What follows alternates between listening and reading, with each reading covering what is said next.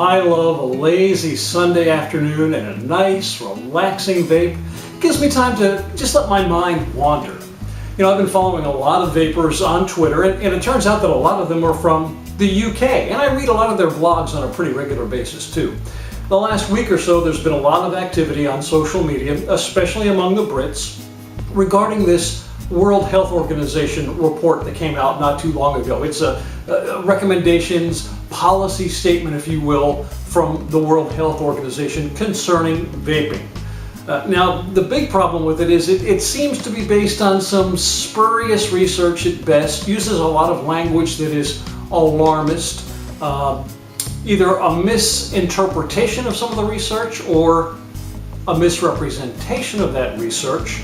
As I said, alarmist language and opinion dressed up as fact, possibly an outright lie or two. And that's gotten a lot of attention on Twitter, a lot of attention on some of the blogs of the folks that I follow, and a lot of activity in Great Britain. Matter of fact, that was probably one of the reasons that Professor John Ashton, who is the president of the Faculty of Public Health in Great Britain, went on the radio, the Jeremy Vine show on BBC Radio 2 recently, along with Clive Bates. Now, Clive is a researcher, a policy expert, formerly worked for the government in Wales, is now in the private sector.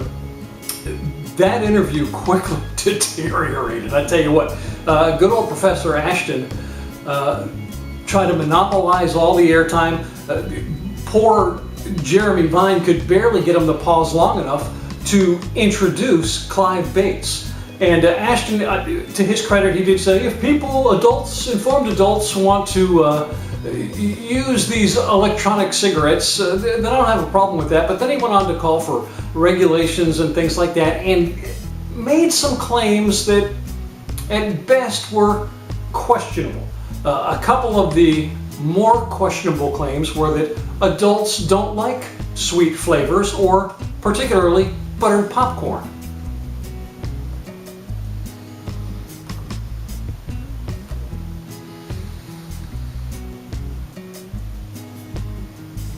Professor Ashton, this is root beer float, which is kind of a sweet flavor, and I kind of like it myself.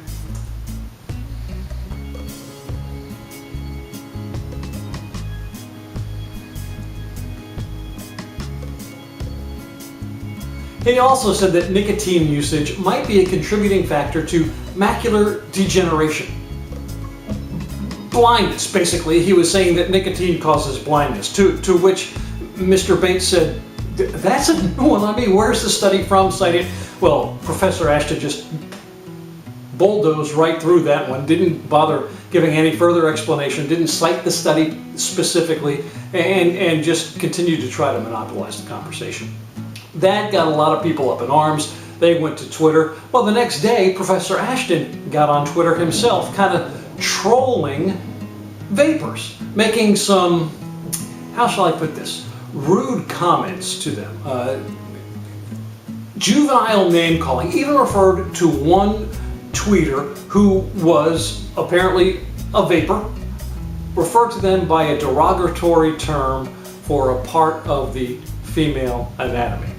Now, he has since taken a lot of those tweets down, but several quick-thinking bloggers made screenshots of them, and they are up on some of their blogs for posterity. And some have written letters to the FPH, the Faculty of Public Health in Great Britain, calling for some sort of punitive action be taken against Professor Ashton. Now, it wasn't just in the UK that the controversy was going on this past week. A lecture that had gone into written report form given at Columbia University found its way into the New England Journal of Medicine.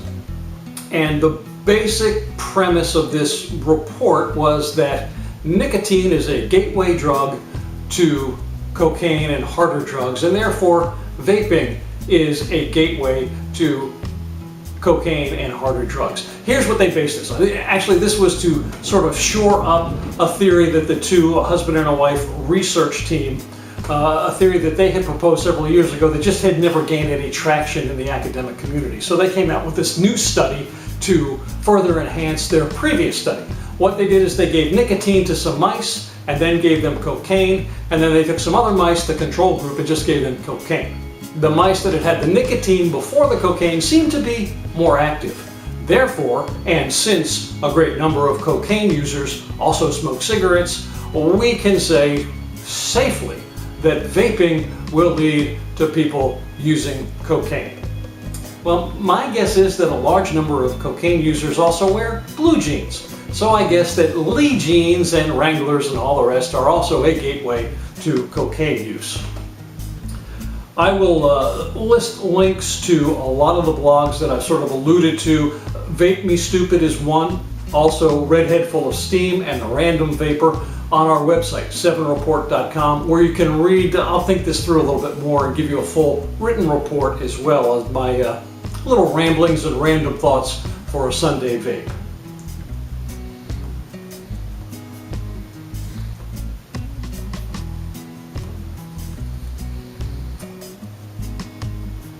And if you care to contact Professor Ashton, I'll list full contact information for him on the website, 7report.com as well. Now, if you'll excuse me, today is Derek Jeter Day at Yankee Stadium, and the festivities are about to be televised. Embrace the vape.